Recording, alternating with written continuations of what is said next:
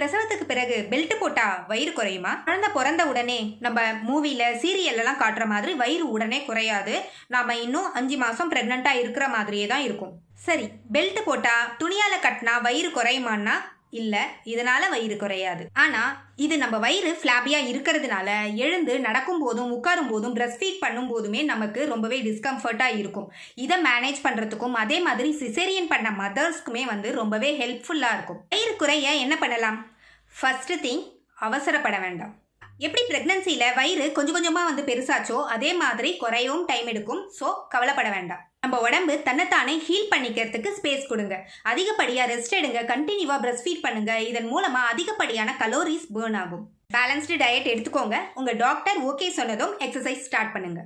Belt அல்லது துணி கட்டும் போது கவனிக்க வேண்டிய விஷயம், அது ரொம்ப டைட்டாக இருக்க வேண்டாம். நீங்கள் நார்மலாக ப்ரீத் பண்ணுற மாதிரி இருக்கணும். சாப்பிடும் போதும் தூங்கும் போதும் போட வேண்டாம்.